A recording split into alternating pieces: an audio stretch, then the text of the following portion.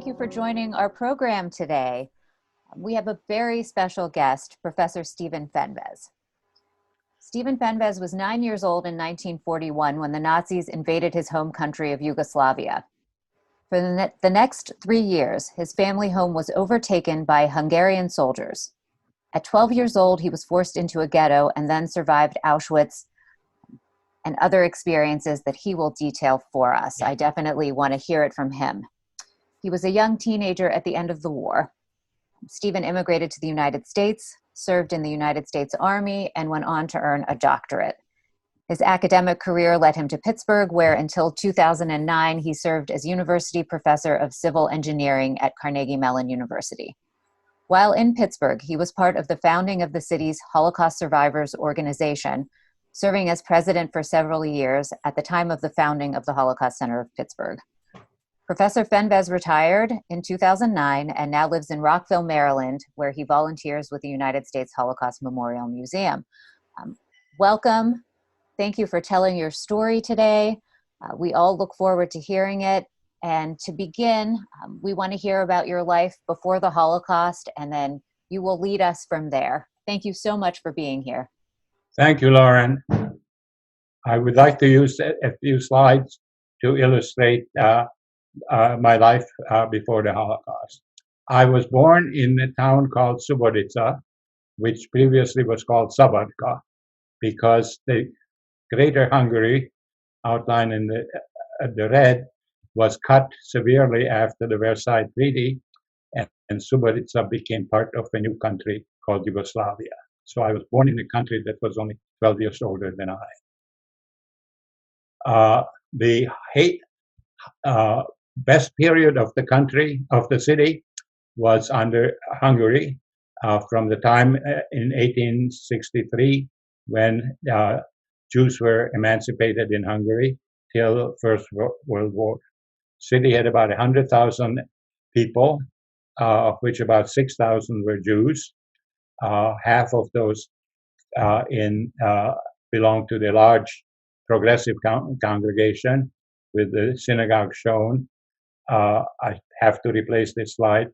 The synagogue has been restored in just last year. But all of the major monuments in the city were built before World War I.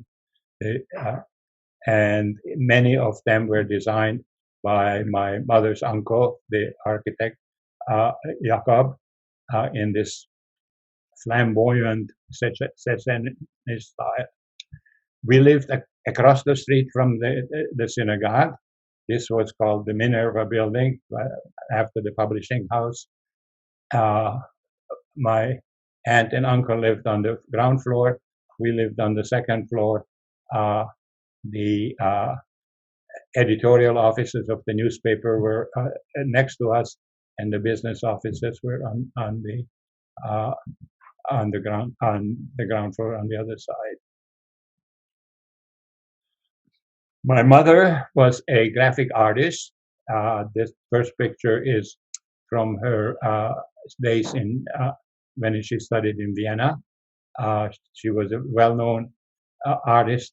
This is a caricature from an image of major artists in the city, and this, I love this self-portrait in a sketch that she did.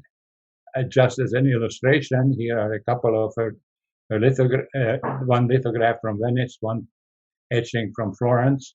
The light and dark is always fascinated her, and many of her art pieces contain that. In Paris, she did the sites. People who have been to the Louvre will be amused by this view. Before the pandemic, there were tens of thousands of people at this intersection, but in 1926, it was very quiet. Just as an illustration of her work, this is one of the sketches that she made on site, 1924. This is the lithograph that she produced with some elaborations added. My father was in the Austro-Hungarian army in World War I in a Bosnian regiment, because he spoke Serbian and Croatian. After the war, he joined my uncle in running the printing plant. And when my uncle died in 1935, he became editor-in-chief of the paper. This is a picture of my father after he returned from the concentration camp, totally broken physically and emotionally, died a few months after he came back. Just as an illustration, here is a page of the front page of the newspaper. If you're interested in what a regional minority newspaper talked about, there were national news, lots of international news, and my uncle was a great jokester. I'm sure he is the one who inserted this article about bandits kidnapping a high official at the New York Stock Exchange. He always had something funny in everything he did. Family, here we are on the beach with my sister and my mother, my father. This is quite early. This was taken just before the occupation started. Had a small vineyard that my father bought. My sister and I were very close up to her death in 2012. And this was taken again just before the occupation. The numeral 2 signifies that she's in second year of the academic high school, namely in 6th grade. All right, I'll stop here because the rest of it is, I don't have pictures of it. The occupation started in 1941. On the first day of the occupation, my father was expelled at gunpoint from his office. The newspaper, the printing plant newspaper confiscated. My father pauperized from day one, and we went through 3 years of increasingly severe restrictions, embarrassments, humiliations, learning in a short period all the anti-Semitic legislation that Hungary had already started long before Germany. In 1944, Germany occupied Hungary, which had made moves to disengage itself from the war as an ally of Germany. 600 German soldiers constituted the occupying force, and by sheer magic, 600,000 Jews were deported in a matter of 6 weeks. The 600 soldiers had nothing to do with it. The Hungarian state police, the gendarmerie, was ready. They had a plan. They had rehearsed it in 1942, just south of us. They did everything. And in the 2 ghettos that I was in, I had not seen a German soldier anywhere. From the second of the ghettos, a train ride to Auschwitz, 5 or 6 days, we lost time. 1 bucket for 80 people, which of course started overflowing immediately. Terrible conditions. When people died, that was a great relief because the bodies would just be stacked in a corner, giving that much more room to crouch on the floor. Arrival of the Auschwitz, you've heard many descriptions of it before, yelling, shouting, this incredible stench in your totally upset you. Eventually, I found my mother and sister.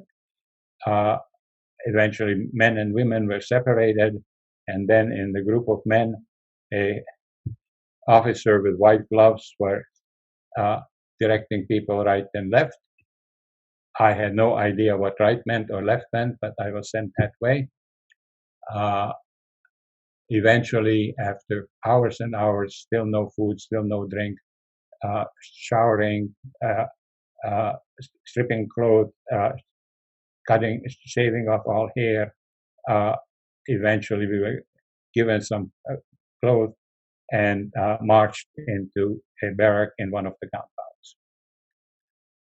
soon I found out that that was the way to life. The left-hand side pointed to the crematorium, to the gas chambers in the crematorium where people were executed immediately.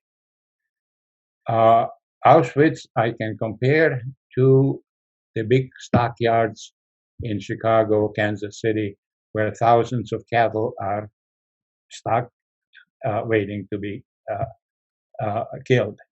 In Auschwitz-Birkenau, there were thousands and thousands of inmates stacked, waiting to be sold away as slaves to German military and civilians who were coming to the camp looking for cheap slave labor. Conditions were horrible. Most people who survived Auschwitz survived by getting out of there in 5 days. I was stuck there for 5 months because, as you can imagine, people shopping for workers that can be worked to death were not interested in 14, 15, 16-year-olds who were stacked in this youth barrack. What gave me a little extension from dying of hunger was that my sister and I had a German governess, and I spoke fluent German. The capos, the overseers, were German criminals, and they looked for an interpreter, and they picked me. I don't know how. The reward for that was that after the inmates were fed from the barrels, I could go with my spoon and scrape out the bottom of the barrels. That lasted a month or two, and then on one day, all of the overseers were changed from German criminals to Polish politicals. You could tell them, everybody, by the color of the triangle on their chest. One of the Polish capos came over looking for an interpreter. Well, I came from Yugoslavia. I spoke Serbian. I knew that Polish, I never heard Polish spoken in my life, but I knew that Polish is another Slavic language, must be similar to Serbian, and so I volunteered. So I was accepted. Polish was much harder to learn than I thought, but I did learn it. And I became part of the Auschwitz Resistance Organization. All of the Polish capos, without exception, participated in resistance activities, passing lists to the outside, and black marketeering, which was the major fact that greased the operations of Auschwitz. I became part of a roof repair detail, which was authorized to go from compound to compound. In one of the women, we went to this women compound very often, not because the roofs were worse than others, they were all very bad, but the pre-war girlfriend of the capo in charge was the capo in the women's compound. And in one of those visits, I met my sister, which was a very rare event in Auschwitz. She informed me that she was separated from our mother, and that she understood that our mother perished in the first couple of weeks. But I cashed all my black market goods and got her a sweater and a scarf before she was shipped out on an outgoing transport. Later in the fall, Auschwitz was being emptied out, and the Polish capos smuggled me out onto a compound, onto a train that eventually wound up in a small town north of Weimar called Niederroschel. Two small factories, one taken from Jewish owners, were converted to a aircraft factory manufacturing wings of Messerschmitt planes. As we were as we unloaded from the train, the SS commander gave a talk, the foreman gave a talk, an interpreter repeated it in Hungarian, and then the foreman came up to me and said, "What are you doing here? I did not select you for coming here." I had been his translator in Auschwitz when he was picking inmates to come to work at his plant. Well, the Polish capos trained me, coached me like presidential candidates are coached before debates to be ready for any eventuality that they could foresee. This was not one of them. So quickly, I cleared my throat, and I said, "Sir, with this many new inmates, they thought that you'd need another interpreter." And he said, "Hey, that's a good idea," and walked away. We were let in the camp, much better conditions than Auschwitz, able to sit down, warm food put in the bread that didn't have sawdust put in front of us. And I was immediately cornered by a couple inmates. And that evening in the new capo's room, I was interrogated half of the night. Who are you? How come the foreman knows you? Why are your clothes better than the others? Etc., etc. So as I was explaining to them Auschwitz, about which they knew very little, they eventually accepted me, and I was part of the small resistance organization there. Work was 14 hours a day. The German civilians in 2 shifts, we in 1 shift. German civilians had a hot lunch served. We didn't have any lunch served. We didn't conserve something from the breakfast, then we just didn't have anything to eat. Very, very hard conditions, but still a bunk shared by 2 rather than by 7. Food on the table. In fact, occasionally enjoyable food on the table. The chef was a political prisoner from Czechoslovakia who had been arrested because his restaurant in Prague served the underground. So the work was hard but tolerable. Evenings were very busy. Everybody was either manufacturing weapons with stuff stolen from the factory, or doing things that could be making things, jewelry, boxes, etc., that could be traded with the civilians on the black market for thread needles, etc. To the point where there were 6 of us, age 16 or younger, and some of the older inmates decided that our education was not going to stop, and we were taken after a 14-hour workday, put in a corner and taught French, algebra, and geography, I believe. The religious group was very active at Hanukkah. There was a candle, a paper float in machine oil in a cap of a can. For Pesach, there were coin-sized matzo with flour bartered with a German worker, baked on the residue of the fire in the smithy. Everything was slowing down.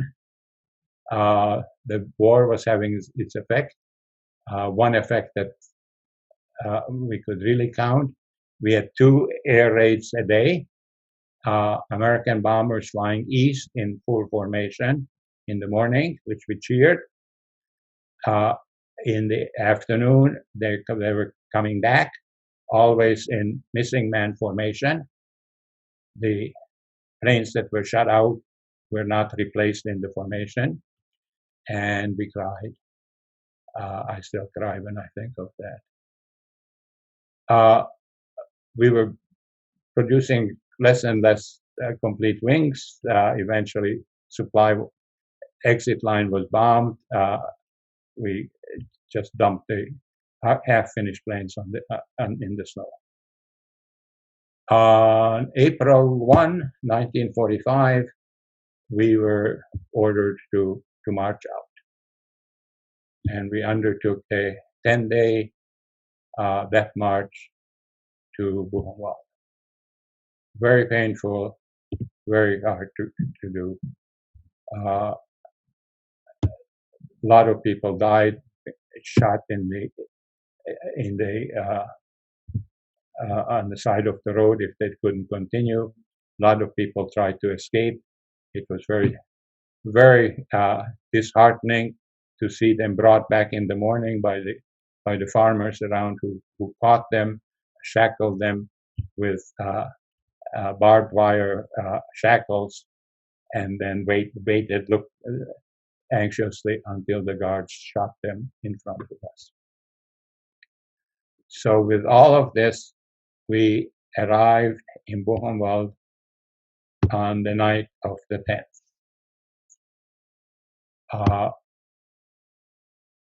We were herded into a barrack. I collapsed. I fell asleep. And late in the following afternoon, somebody shook me and said the Americans had arrived. So everything that the 6 of us kids planned of participating actively in the inmate takeover of Buchenwald, I did not participate in. I slept over.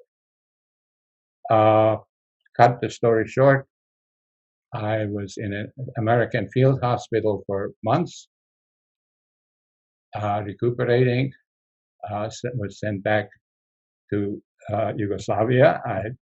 I still have my DP card, but I declined to be classified as a displaced person. I wanted to be sent home, which took a while to be sent across what eventually became the Iron Curtain. I arrived home. I went to my aunt's. My father's oldest sister converted prior to World War I, and by Hungarian racial laws, she was not subject to deportation. So I went to her house, found my grandmother, whom my aunt sheltered all this time. Eventually, my sister arrived. My father arrived, totally broken, unable to accept the death of his wife, and he died a few months later. Communist Yugoslavia was not a very pleasant place. I was allowed to go to, even though I was a bourgeois, I was allowed to go to the academic high school, all kinds of additional assignments, etc. But I was assured that I would never be accepted to any university in the country because those positions were reserved for the sons of the proletariat and not for bourgeois like me. So to make a long story short, my 2 surviving cousins, my sister and I, escaped in different ways and reconnected in Paris. 3 years in Paris, although we were very poor, was not a bad thing. I finished my high school. I have my baccalaureate from France. By the time the regular American quota was opened, and my sister and I got permits on that, we were debating whether to stay in France or not. We decided not to. We came to the States in 1950, went to Chicago. I started working in an engineering office. There were lots of friends, lots of people who had known my parents, several people whom my father helped to emigrate, etc. So we were well received. The warmest reception of all was the Dear John letter from the Selective Service Board, 19-year-old, healthy 19-year-old, no college deferment, no family hardship, and I was drafted in the American Army 16 months after I came to the States. 2 years in the Army sort of made me an American. Everything about food, eating habits, etc., I learned in boot camp. I came out, started at the University of Illinois. Very soon thereafter, met my wife to be in Chicago. We married the following year, which was 65 years ago. And I went through on the GI Bill. I went through to my PhD, stayed at the University of Illinois until I got a attractive offer from Carnegie Mellon University, and we came to Pittsburgh. So I'll finish my introduction here, longer than you expected, and I am ready to answer questions that Lauren has.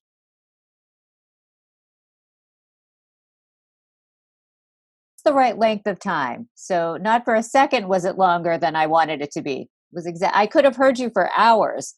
And I'm really struck by so many important elements in your story that we don't really hear very much about. Your mother's art was the first thing that I was just really, it really was remarkable. And that you have those drawings and could share them with us is so special. A couple of other things jump out at me because I teach about the Holocaust. So, when you talk about the role of the Hungarian gendarmerie, the fact that this was not the Nazis themselves who were handling the deportation, that it was local people, that the Holocaust could not have happened without the participation of the local people. And this is part of learning about it, knowing that, it was not Hitler who did all of this. It was a lot of other people who went along with it and who made it happen. To me, that's one of the lessons that we need to learn and teach.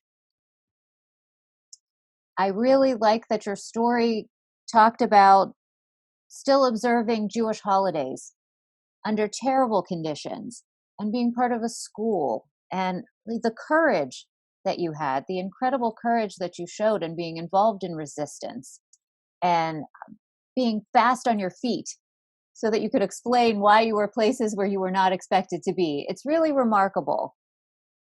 It's remarkable. I am really excited to share your story with students and with other people who haven't heard it because there's just so much in it, so much to it.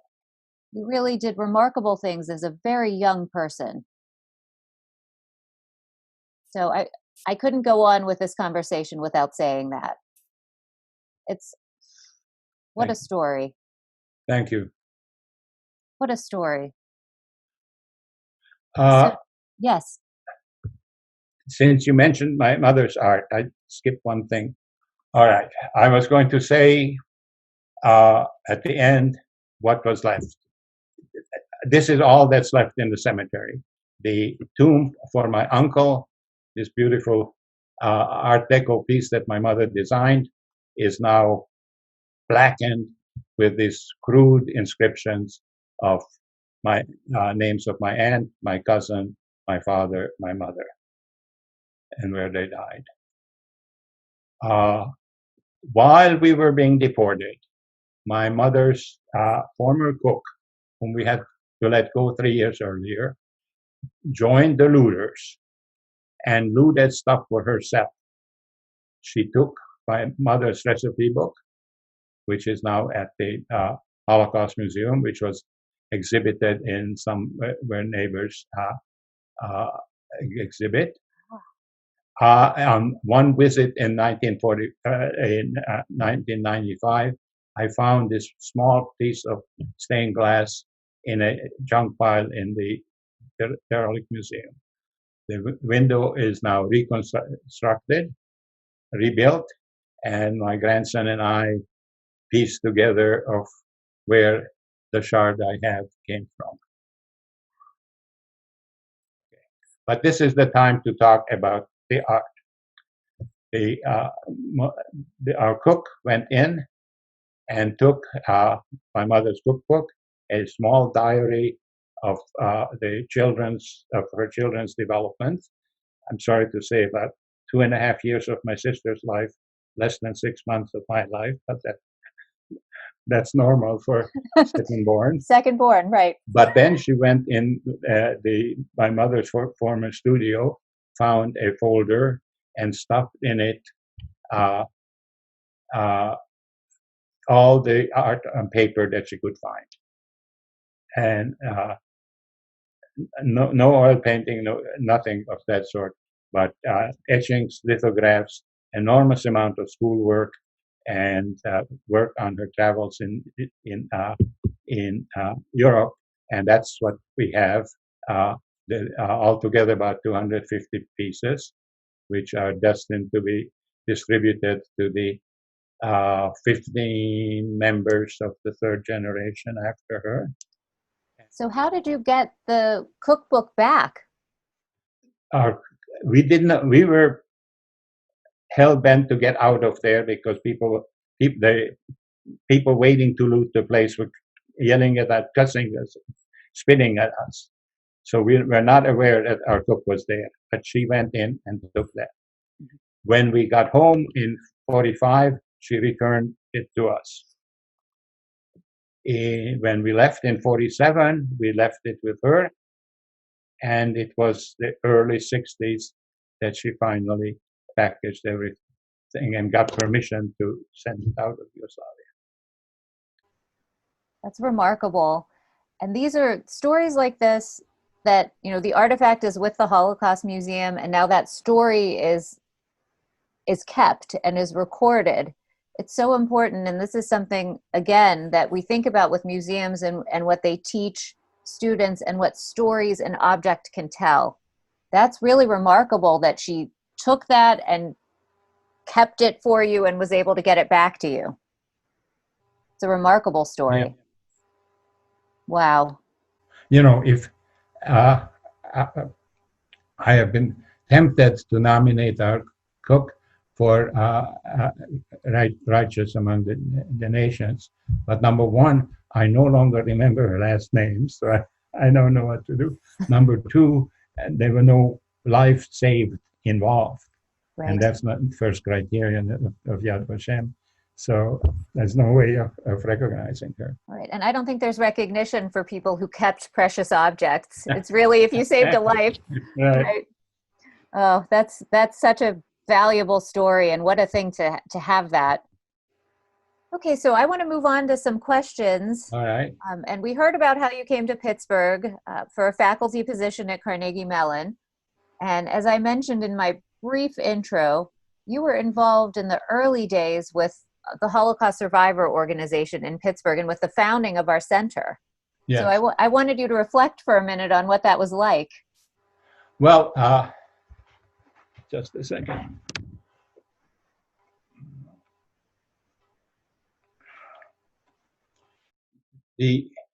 I don't think you can read it, but a meeting was held January 29, 1981, invitation from Mark Stern for Holocaust survivors. Two things were to be discussed. One was the forthcoming world gathering of survivors in Jerusalem, and second, the idea of forming a survivors organization. I lived in the suburbs. I didn't have any contact. I went to the meeting. I didn't know a single person. What I realized is that the meeting was starting out very badly.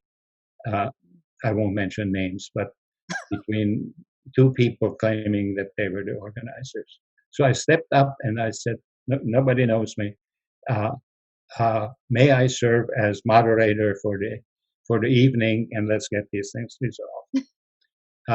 The first issue of travel was resolved. Second, yes, they wanted an organization, but they didn't want a registered, organized, fee-collecting, contributing organization to the federation. They all had their own social organizations, and they didn't want anything else. So at the end, there was a call for officers, and I became the president. And then people, Shulamit Bastaki, whom you have met, she was the next one on, and so on. So that was very interesting. We had meetings, we had talks, we had Hanukkah and Purim parties, outing, etc. But mostly we spoke. And I trained myself to speak. And at the same time, the Holocaust Center was being organized. I think I must have been invited to the second or third meeting. I was certainly there when the first office opened in the Belfield building, which nobody remembers. There was even talk about expanding and putting in an internal stairway. And I said, as a structural engineer, I don't recommend putting an internal stairway in an old building. Anyhow, the Federation moved on, and that the center moved on. So for a long time, I was the only survivor member of the Federation's Holocaust Center committee board. I don't know what the official title was. Invariably was assigned to the yearly Yom HaShoah organizing committee. I twice resigned from that committee because of the senseless battles about is it a kosher Jewish thing or not. I wound up, dear Rabbi Pupko was a great person, but I felt I had to inform him that there were no separate gates for Orthodox Jews and others in the crematorium, in the gas chambers in Auschwitz. And with that, I resigned. But later, the Constitution was changed. I don't know what it is now. I think you only have one survivor on the board now. We've had two. We have two. But it was changed so that so it was a very interesting experience. Certainly working with Linda, working with Edie Nave, and then for much longer time with Linda Horowitz was a very pleasant experience. And we, the survivors didn't want a tighter organization that they were happy to content to informally serve as the Speaker Bureau for the Holocaust Center. So while you were working with Linda, and when Linda Hurwitz was head of the Holocaust Center produced the book Flares of Memory. Yes. And you're part of Flares of Memory. So for people who aren't familiar with it, who are watching our discussion, Flares of Memory is a series of vignettes written by local Holocaust survivors. I actually have it right behind me on the shelf, so I might as well pick it up. Yeah. This is the second edition, which was published by Oxford University Press. So you're one of the authors, and this is still used in classrooms. Linda teaches a class for adults that's about Flares of Memory. Can you tell us about the experience of being involved in the project? All right. The project started at 89. My memory for names is very bad. Who are the editors listed on the book? And I don't know them, so I have to look. But it's Anita Brostoff. Anita and Sheila Chamowitz. Yes. The whole thing started as a writing workshop at the Holocaust Center, inviting survivors to come and work on their stories and read them to the others, etc. Organized by Anita and Selma. I was not part of that group, but when they had a collection of the stories and they were talking about publishing it, they approached me. They knew that I had written a piece earlier, and they asked if I could incorporate it. The piece I contributed was written much earlier, was written in the mid-70s, where it's a long story, but I was in the process of rediscovering the effect of the Holocaust on me. And this was sort of a self-teaching thing. A witness of that is that it's written in the third person. And Anita and Chelma asked me repeatedly, especially when the publication by Oxford Press was discussed, to change it to the first person. And I said, I can't do that. That's not the same person that I am now. So that took me that long, working with the other survivors, working at the Holocaust Center in Pittsburgh, at the museum here, to re-internalize my Holocaust experience. So it was written very early. I did not do any library search, and there are inaccuracies in it, and I wish it hadn't been published. Really? Yes. But since then I've done a lot. I went through the USC The Shoah Foundation. Shoah Foundation Visual Library. I found 38 stories where neither Orschel is mentioned in the index. I listened to all of the segments, and plus read about 3 or 4 books, 2 in French, of survivors from there. I wish somebody, I could talk as a history student into compiling these and do something like Professor Browning did about memories, changing memories and false group memories. And there's enough material there from this one little camp. But anyhow, that's how I got involved. Well, you might have just given a very good idea to a history graduate student. Oh, yes. So it could happen. No, and this is an important point too, that we're constantly learning more. That what we know about the history of the Holocaust is not a closed book.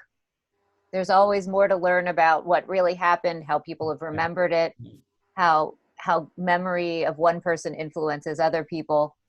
It's so rich. And I feel this way about every response you've given. We could do this all day because there's so much richness in every sentence. Just the experience of writing about your experience, to come to terms with it, writing it in the third person as the person you are now, separate from that person. It's so powerful. And many, many people, students, hear Holocaust survivors speak without ever thinking about what that is like for you, to revisit the memories.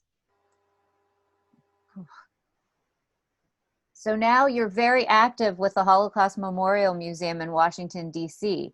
So let's hear about that, if you don't mind. What kind of things you've done with the museum? I mean, it's a very minor role. I am a survivor volunteer. Before the pandemic closed the museum, I was there Thursday mornings at the information desk. At the desk, yes. And directing people to the elevator to the permanent exhibition, and giving directions, and occasionally chatting. Some very, very meaningful conversations arose. And I'm not going back. I'm 89. I don't want to go back. And I certainly don't want to go back into the plexiglass armored enclosure that the museum will provide when it reopens. If I can't hug the people, then I don't want to go. This gets at what the survivor involvement is at the museum. And as we discussed, I worked there 20 plus years ago when it was a fairly new museum, and there were hundreds and hundreds of Holocaust survivors there all the time. And it's not like that now. It is a large and important role, even though you minimize it. And it has to be a sad thing for the museum to think about keeping survivors safe and trying to preserve that experience for visitors to be able to interact with a survivor. I'm thinking, as I think about the repercussions of the pandemic, this is just another layer. Oh, yes. And for us too. I mean, we're closed for the foreseeable future while we see what happens. Our demographic, it would not be safe to have them in an enclosed space. And I take your point about being walled off from people and that not really being the experience that you value. Right. Uh, it is a very special place. And as you talk about the desk where the survivors sit, I see it all. I was lucky enough to be there in January and in February of this year, right before we went in lockdown. Yeah. So it's such a substantial part of my life and forming the person that I am now. And I value every inch of that space. Oh, no, I mean, we'll be back and we'll figure out how to do it and be safe, but it is a loss. Yeah. If you feel it's not something you can do. Well, I'll continue with first person if I'm still asked. I'll continue to speak. I seem to have inherited a number of spots in various military installations that have Holocaust remembrance activities. And wherever the museum sends me, I'm going to go to those. Very good. I mean, our loss in Pittsburgh is their gain in Washington, no question. When you moved away, we lost someone very important in Pittsburgh. So yeah, I enjoy so much thinking about that museum and what it has meant really for the world and for this work that we do. That's, oh yes, definitely. Yeah, wonderful and important place that we're still very connected to. Even when I worked there, I was connected to the Holocaust Center of Pittsburgh as someone who's from this area. So the next question I have for you is more of a current events kind of question. Yes. Systemic and pervasive racism have been ongoing problems in America for over 400 years. And this is something that we're talking about since the George Floyd murder earlier in the summer, and now months of protests across the country calling for an end to systemic racism. What lessons can we take from the Holocaust to apply to trying to move our country forward on these topics? Well, in every survivor talk I give, I implore the audience to react strongly to any form of inequity, injustice, prejudice, bigotry, discrimination, oppression in any form. And because these are the attitudes and acts that can escalate into genocides, even Holocaust, especially when they're sanctioned or at least sanctioned or perpetrated by governments. But to effectively fight these attitudes that drive the racist acts, one thing we have to learn is to become as vocal and committed on our side as the racists are committed to theirs. The old watchword, "Don't be a bystander," which from Elie Wiesel on was the standard talk, that the biggest obstacle to what happened in Germany was the bystanders. That simply doesn't hold. Not being a bystander is no longer enough. You have to be actively engaged in the fight, at least with a degree of enthusiasm and devotion and time and effort as the people who are yelling anti-Semitic slogans. And that's what has to be taught. The old lesson of just don't be a bystander just doesn't hold anymore. Thank you. That's so important. And as we're educating in the schools and getting this message out there, it's helpful for us to say, there's a more active role to play. And, if you want to be part of the change, then that's what's required. So this will be ongoing for us, and it changes how the Holocaust Center positions itself. Definitely. Because we have something to say about this. We've learned it from the Holocaust and from survivors like you. Yeah. For sure. So we're coming to the end of our conversation, which I'm very sad to say. Is there anything else that we didn't talk about that you would like to leave people with? No, I think we covered everything, but I have a question. Okay. Is this book in the library of the center, and B, in your personal possession? It is definitely not in my personal possession. Okay, I'll send you 2 copies. Oh, I would love to have that. Thank you so much. This is a monograph that I put together. It was hard work. I had you'll see they're very brief descriptions of the artwork. There was one version with very long descriptions. My family told me that I was not an art critic to take that out, and so it's not very brief. But I'm very proud that my granddaughter Hannah was the designer of the whole book. Layout, Wow. typography, choice of cover, everything. She did. She's a graphic artist too. So she carries on a family tradition. So I'll be happy to send that to you. Oh, I'll be grateful to have it. Thank you so much. Thank you for getting me involved.